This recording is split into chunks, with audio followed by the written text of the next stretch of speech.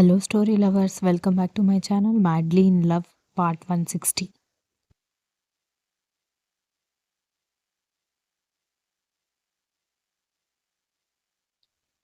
విరాట్ ఏడవడం చూసి దక్ష నిజంగానే షాక్ అయింది. దానికి తోడు కర్ణ కూడా ఏడ్చాడని చెప్పడంతో ఇంకా షాక్ అయ్యి, బావా అసలు నువ్వేం మాట్లాడుతున్నావు? ఏం జరిగినా సరే నువ్వు నాకు సపోర్ట్ చేస్తానని మాట ఇచ్చావు. ఇప్పుడు ఇలా బ్రేక్ డౌన్ అయిపోయి నన్ను గిల్టీగా ఫీల్ అయ్యేలా చేయడం మాత్రం కరెక్ట్ కాదు. కాళ్ళు చేతులు పని చేయకుండా చచ్చుబడిపోయి ఉన్న అమ్మాయికి లైఫ్ ఇచ్చేంత విశాల హృదయం నీ ఫ్రెండ్కి ఉందేమో బావా, కానీ అంతటి మహా వ్యక్తిని భరించే అంత శక్తి నాలో నశించింది అని దక్ష కూడా కన్నీళ్లతో చెప్పింది.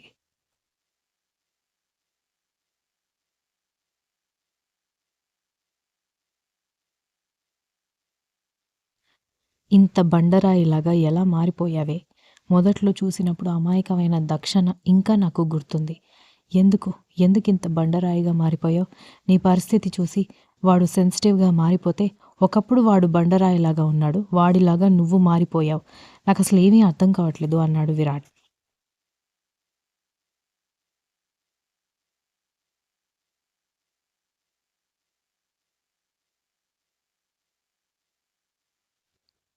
పరిస్థితులు మనుషుల్ని వాళ్ళ మనస్తత్వాలని మార్చేస్తాయి బావా. అది నేను నీకు ప్రత్యేకంగా చెప్పాల్సిన అవసరం లేదు. మా అక్క పరిచయం తర్వాత ఒకప్పుడు రోమియోలాగా ఉండే నువ్వు ఫ్యామిలీ మెన్గా మారిపోలేదా? నేను కూడా అంతే సెన్సిటివ్గా ఉంటే మనుషులు బ్రతకడం కష్టమని తెలుసుకున్నాను. అందుకే నేను కూడా కర్ణగారిలాగా స్ట్రాంగ్గా ఉండాలనుకుంటున్నాను అనగానే, స్ట్రాంగ్గా ఉంటే ఎలాగే? మనల్ని ప్రేమించే వాళ్ళని బాధ పెట్టేలాగా? నేను మారానంటే అది మీ అక్క కోసం. నేను మారితే తను నాతోనే ఉంటుంది. మేమిద్దరం కలిసి జీవితం పంచుకోవచ్చు. అందులో ఒక మంచి రిజల్ట్ ఉంది కాబట్టి నేను మారిపోయాను. కానీ నువ్విలా మారిపోవడం వల్ల 2 గుండె మంటలుంటాయి. ఒక కుటుంబం క్షోభ ఉంటుంది. అసలు ఇదంతా కాదే. వాళ్ళు లేకుండా నువ్వెలా బ్రతకాలి అనుకుంటున్నావో నాకు అర్థం కావట్లేదు అన్నాడు విరాట్.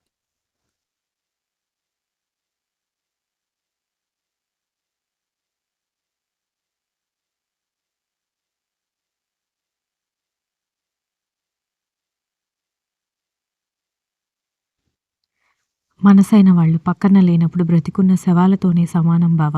కర్ణగారు లేకుండా నేను బ్రతికున్న శవంతోనే సమానం. ఎందుకంటే ఆయన నా ప్రాణం బావ. ఆయన లేకుండా నేనసలు నా బ్రతుకును ఊహించుకోలేను. అలాంటిది అసలు నేను బ్రతుకున్నానని ఎలా చెప్పుకోగలను అనుకుంటున్నావు అనగాని ఇంత బాధపడుతూ వాడిని దూరం చేసుకోవడం అవసరమా? ఇప్పుడు ఇంత ప్రేమిస్తున్న మీరు దూరం అయ్యి వాడికి వేరే అమ్మాయిని జీవిత భాగస్వామిగా ఇచ్చినా కూడా ఇటు మీ ఇద్దరి జీవితాలతో పాటు ఆ అమ్మాయి జీవితం కూడా ప్రశ్నార్థకంగా మారుతుంది. ఎందుకంటే నీ స్థానంలో వాడు మరొక అమ్మాయిని అస్సలు చూడ్డు. నీ స్వార్థం కోసం ఇంకొక అమ్మాయి జీవితాన్ని ప్రశ్నార్థకంగా మారుస్తావా అన్నాడు.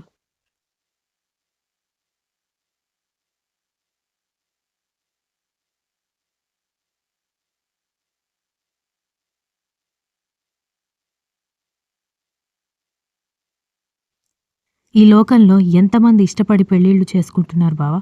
పెళ్ళయ్యాక అందరూ మారిపోవట్లేదా? ఇష్టపడి ఎవ్వరూ పెళ్లి చేసుకోరు బావా. పెళ్లి చేసుకున్న తర్వాత ఇష్టం ఏర్పడుతుంది. ప్రేమించిన వాళ్ళని అందరూ పెళ్లి చేసుకోవాలనుకుంటే ఈ లోకంలో 90% జనాలకి పెళ్లి జరగదు అనగాని, నిన్ను నేనిప్పుడు సినిమా డైలాగ్స్ చెప్పమని అడగలేదు దక్ష. వాడి ప్రాణం గురించి ఆలోచించవే అంటున్నాను. వాడు నిజంగా నువ్వు లేకపోతే చచ్చిపోతాడు. వాడి కళ్ళల్లో అసలు ఎప్పుడూ చూడని అనుకున్న కన్నీళ్లను చూశాను తెలుసా? ఎంత పెద్ద అవమానం జరిగినా వాడు ఎప్పుడు వీక్ అవ్వడం నేను చూడలేదు. నీ విషయంలో వాడు వీక్ ఫీల్ అవుతున్నాడు అన్నాడు విరాట్.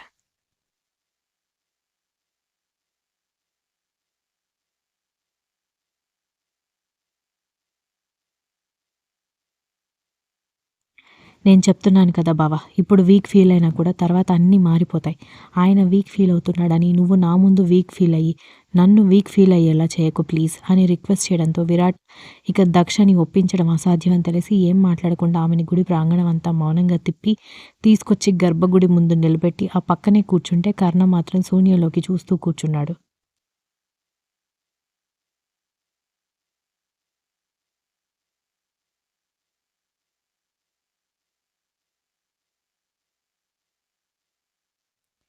పూజారి గారి మాటల గురించి ఆలోచిస్తున్నాడు కర్ణ.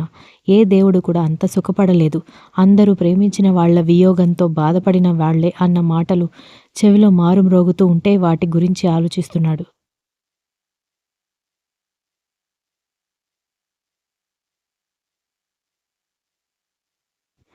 ముగ్గురు 3 చోట్ల కూర్చున్నారు.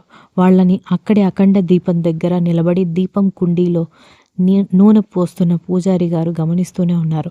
వీల్ చైర్‌లో కూర్చుని కర్ణ కన్నీళ్లను చూసి తన కన్నీళ్లు పెట్టుకుంటున్న దక్ష, స్నేహితుడి ప్రేమని కాపాడలేక పోతున్నందుకు తన నిస్సహాయతకి తనని తానే అసహ్యించుకుంటున్న విరాట్, ప్రేమ ఎందుకింత పెయిన్‌ఫుల్‌గా ఉంటుందో అర్థం కాక బాధపడుతున్న కర్ణ, ముగ్గురిని గమనిస్తూనే ఉన్నారు పూజారి.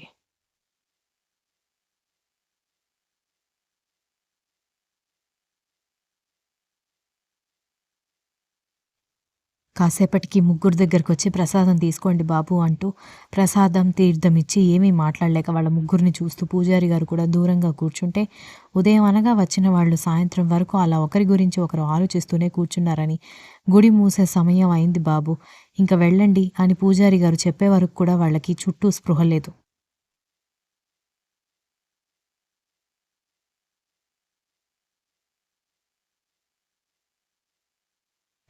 కర్ణ రెప్పలు ఉబ్బిపోయి ఏడవడం వల్ల ఎర్రగా మారిన కళ్ళతో దక్ష వైపు చూసి, ఆమె తన వైపే చూస్తూ ఉండడంతో వెంటనే చూపులు తిప్పుకొని ఏం మాట్లాడకుండా కారు వైపు వెళ్ళిపోవడంతో విరాట్ దక్ష వీల్ చైర్ తోసుకుంటూ కారు దగ్గరకొచ్చాడు.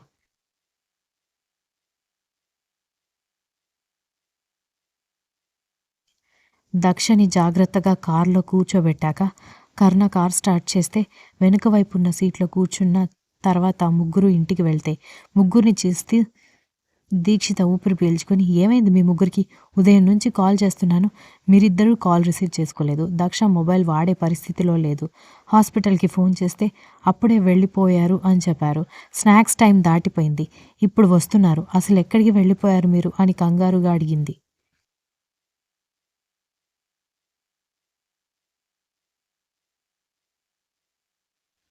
కర్ణ ఏం మాట్లాడకుండా రూమ్‌లోకి వెళ్ళిపోవడంతో, ఏమైందని దీక్షిత అడిగేసరికి గుడిలో జరిగిందంతా చెప్పడంతో దీక్షిత కూడా బాధపడింది.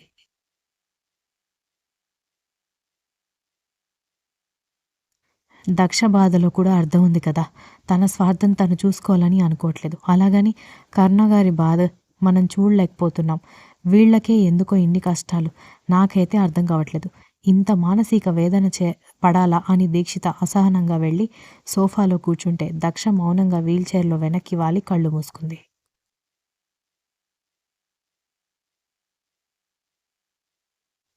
స్నేహ ఒంటరిగా పార్క్‌లో కూర్చోవడం చూసి మురళి వచ్చి తల పట్టుకొని, "మళ్ళీ ఒంటరిగా కూర్చున్నావా? మళ్ళీ ఏం ప్రాబ్లమ్ వచ్చింది?" అని అడిగాడు మురళి.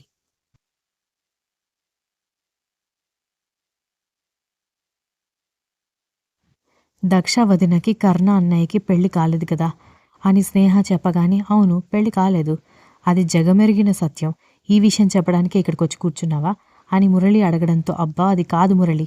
ఒకవేళ అన్నయ్యకి వదినకి పెళ్ళైన తర్వాత వదినకి ప్రమాదం జరిగి ఉంటే ఏమయ్యేదో తెలీదు గానీ, ఇప్పుడు పెళ్లి కాలేదు కాబట్టి వదిన దీన్ని ఛాన్స్‌గా తీసుకొని అన్నయ్యకి వేరే అమ్మాయిని సోల్‌మేట్‌గా సెలెక్ట్ చేయడానికి విరాట్ అన్నయ్యకి హెల్ప్ తీసుకుంటోంది అనగానే మురళి షాకయ్యాడు.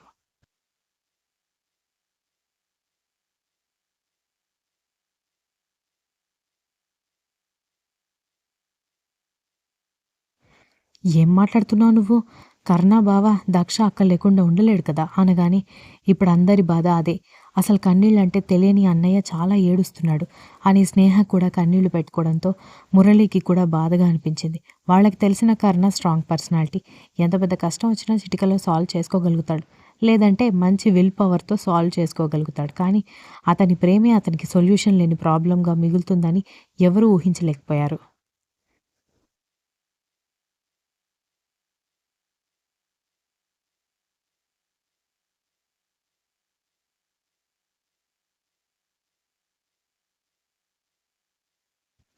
కానీ మా అక్కెందుకు అలా చేస్తోంది అని మురళి అడగడంతో తనలాంటి దురదృష్టవంతురాలు మా అన్నయ్య లైఫ్లో ఉండకూడదని ఫీల్ అవుతోంది అని స్నేహ తల పట్టుకోవడంతో కానీ అలా జరగకూడదు ఇప్పుడేం చేద్దాం అని అడగడంతో నాకు కూడా ఏం అర్థం కావడం లేదు కానీ వదిన లేకుండా అన్నయ్య ఖచ్చితంగా హ్యాపీగా మాత్రం ఉండడు అని స్నేహ అనడంతో మురళి అవును అన్నట్టుగా తలాడించాడు.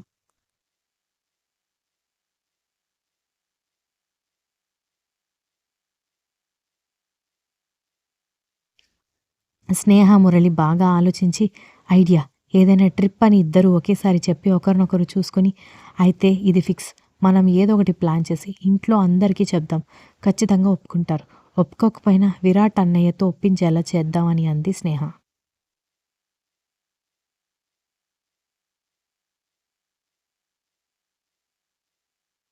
అదంతా ఓకే. ఇంతకీ ట్రిప్ ఎక్కడికి ప్లాన్ చేద్దాం అని మురళి అడగడంతో, ఊటీ ఎలా ఉంటుంది అని అడిగేసరికి ఊటీ అక్కకి ఇబ్బందేమో. కాళ్ళు చేతులు చచ్చుబడిపోయాయి కదా! అంత చలికి తను ఉండగలుగుతుందా అని అడిగాడు.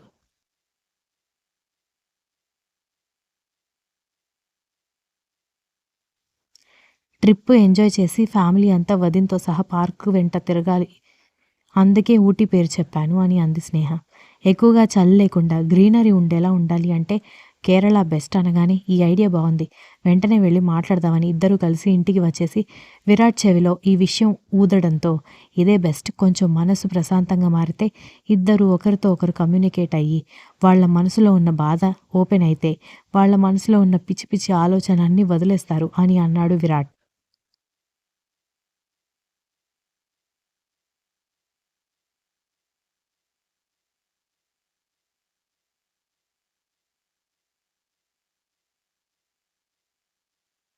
అన్నయ్యనెలా ఒప్పించాలన్నయ్య?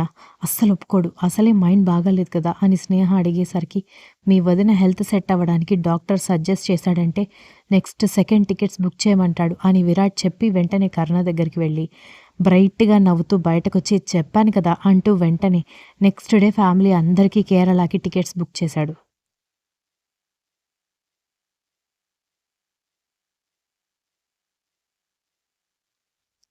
ఫ్లైట్‌లో కాకుండా వెరైటీగా ఫస్ట్ క్లాస్ ట్రైన్‌లో బయలుదేరారు అందరూ. స్నేహ, మురళి ఒకరినొకరు చూసుకుని ఫ్లైట్ కాకుండా ట్రైన్‌లో ఎందుకు టికెట్స్ బుక్ చేశావన్నయ్య అని అడగడంతో ఫ్లైట్‌లో ఏముంటుందిరా మహా అంటే గంటలో దిగేస్తాం. అదే ట్రైన్‌లో అయితే 2 రోజులు పడుతుంది. అక్కడికి వెళ్ళాక ఒక 10 రోజులు, మళ్ళీ వచ్చేటప్పుడు ఒక 2 రోజులు. ఈ గ్యాప్‌లో మీ అన్నయ్య, వదిన్ని కలిపేయాలి. అనగానే సూపర్ సూపర్ ఐడియా బావ అని అన్నాడు మురళి.